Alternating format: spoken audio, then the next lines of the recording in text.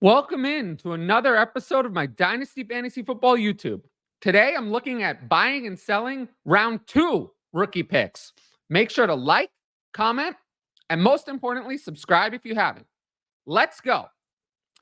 So let's look at the first range of picks, 201 to 204. So right now, I have Keon Coleman, Ladd McConkey, Michael Penix, and Trey Benson as the players there. So of course, at any range of picks, I am open to buying or selling those picks. So let's look at the sell options first, and then we'll look at buys for this range. So selling these picks, now, I do find that these picks are often difficult to sell, especially in this range. And generally, when I'm selling in this particular range, it is to get out for veterans. So, for example, selling the 201 for Baker Mayfield, you can, instead of taking, Bo Nix, who might fall there, or Michael Penix at 201, you can sell the pick for Baker Mayfield, get someone who has a contract, guaranteed quarterback production. That's the kind of move you could make. Additionally, I've seen a lot of versions of something like this. Sell 202 and 203 for Devonta Smith, 202 and 203 for Jalen Waddle. People get tired of these veterans. They have these veterans, you get tired of them. And this is an opportunity to use these second round picks. People are excited to get a player we know is excellent. We don't know if any of these players are excellent. So this is a type of move you could do in this range. Now, if you're buying into this range, typically in this year's class, it's not going to be spending a veteran to buy into this range. It's going to be trading down. So how could we do that? Let's say you had the 109. In most Superflex drafts, the 109 is right after the Big 8 and is X-worthy. A lot of people are obsessed with X-worthy. I like X-worthy, don't get me wrong. But if I could have Keon Coleman and the long-term asset of Michael Penix, or maybe Keon Coleman and Ladd McConkey, one of those options, or just X-worthy, I would probably rather have the two assets over the one. I'm not 100% confident in X-worthy delivering.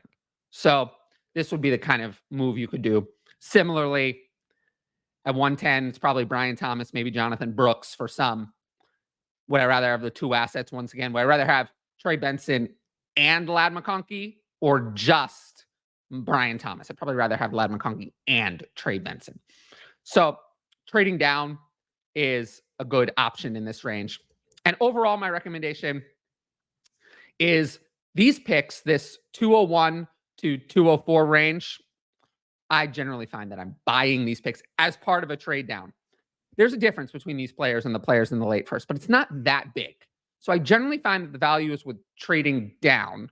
Sometimes with trading up, that's always harder to do at a good value because people always want so much to trade back. But trading down from the late first is usually what I'm looking to do with these picks to acquire them. Next up, the 205 to 208 range. So right now in that range, I have Ricky Pearsall, Xavier Legette, Blake Corum, and Marshawn Lloyd. So it is kind of a good grouping. Pretty similar value for some of these guys.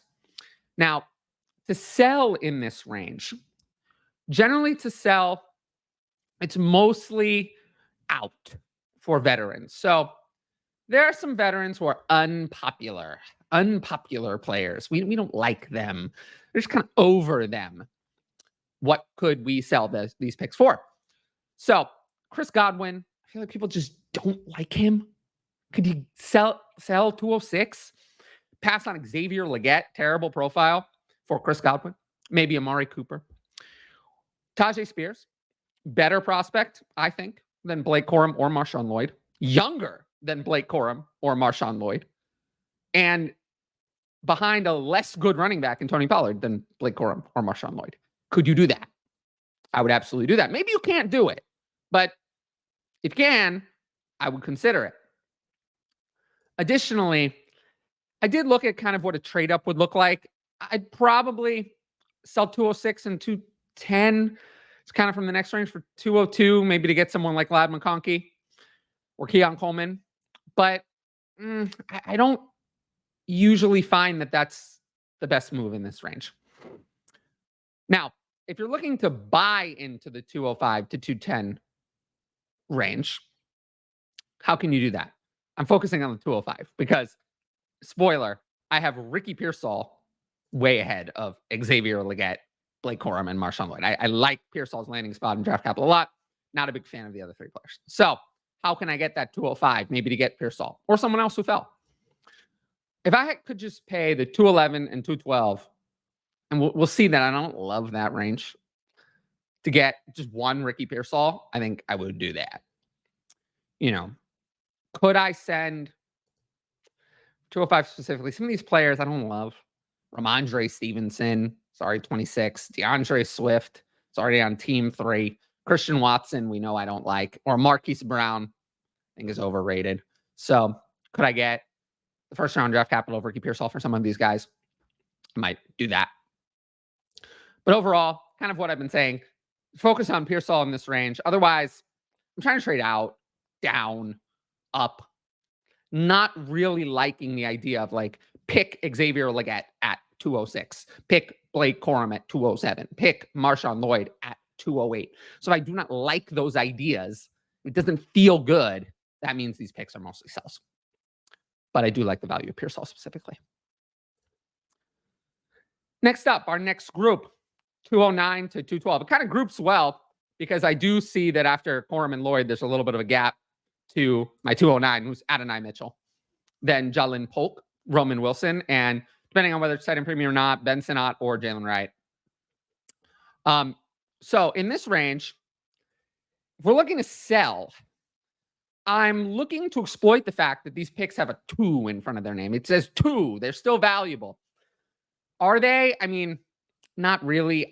I don't dislike these players, but we've passed the point of really valuable players, except for maybe Adonai Mitchell at 209. I still kind of like him.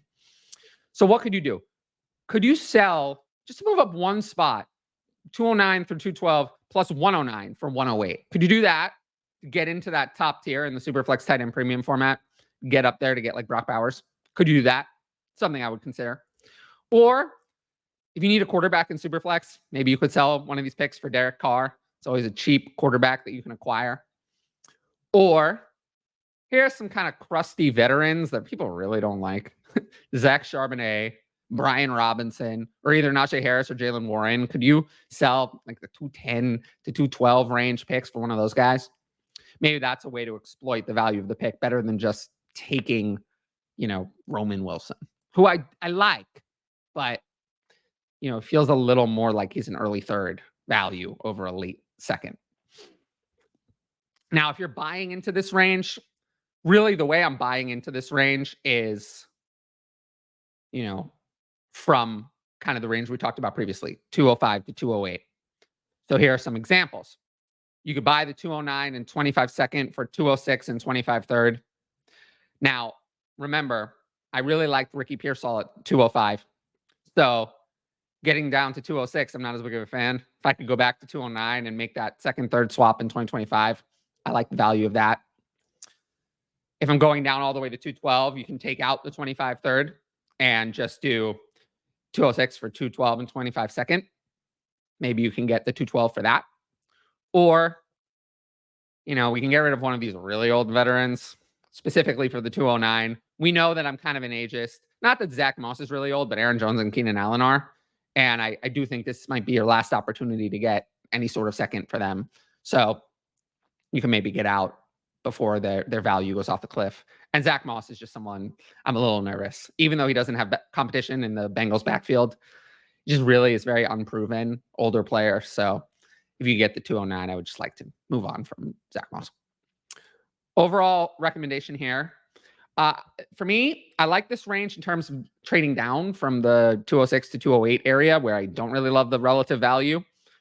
But if these picks, you need to use them to trade up in round 1, you're not going, I don't think, going to kick yourself for missing out on Jalen Polk or Roman Wilson or even Jalen Wright, like a 4th round running back. I don't think it's the end of the world. If you can get something in round 1 that you like, whatever that is, I do not have a problem using these picks with that number 2 in front of them. That was a weird way of drawing 2.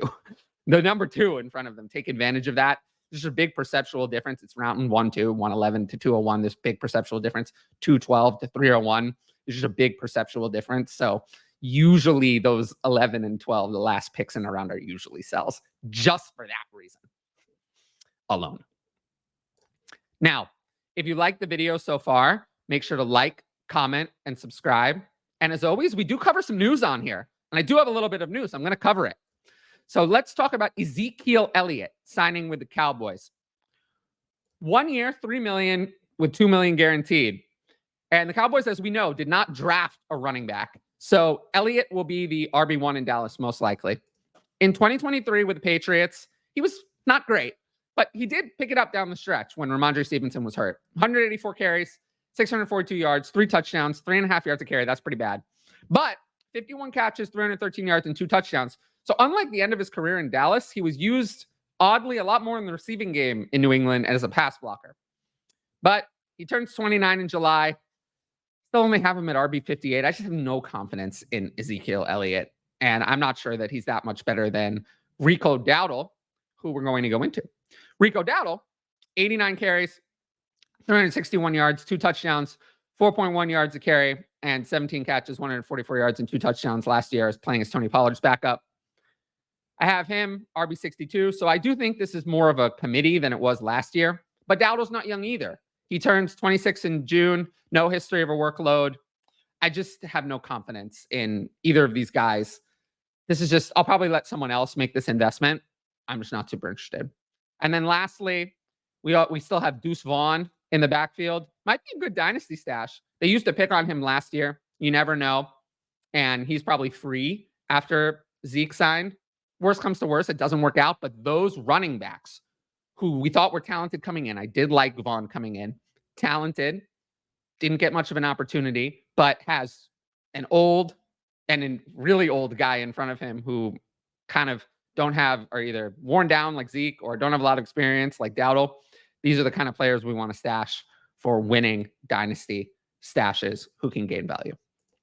Now, like I said, if you like the video so far, make sure to like, comment, and subscribe. And of course, sign up for the Patreon, patreon.com/fantasyadvice. I have 2 advanced questions for my patrons. Only patrons get to ask advanced questions for the YouTube, and they all come from the Patreon Discord. So let's jump into our first question. What would be your approach or philosophy in upcoming rookie drafts for leagues transitioning from 1 quarterback to Superflex in 2026? I have 101, 103, 109 this year. First of all, I hate this concept. I really don't think there's any fair way to transition from 1 quarterback to Superflex. I usually prefer just starting over. In this case, we have 2 years of 1 quarterback to go. So I'd probably treat it like 50-50 value between 1 quarterback and Superflex. So at 101, I'd take Marvin Harrison Jr. over Caleb Williams. 103, if it comes down to it, I'd probably take Malik Neighbors over Jaden Daniels, that kind of thing. But yeah, that's about how I would value it. But I just prefer not to do this. I prefer to just start a new league. And lastly, 12-team, 1 quarterback tight end premium. I have 102, 201, 202, 205, 310, and 401. Bad running back situation would be worth trading all the seconds for mid-first so I could grab Brooks. So in a 1 QB, I have Brooks at 107. So in 1 QB, would I trade 201, 202, and 205, which is Jaden Daniels, Xavier Legette, and Adonai Mitchell for the 107 to get Brooks? It's okay. It seems a little bit over in terms of value. It's nothing too bad.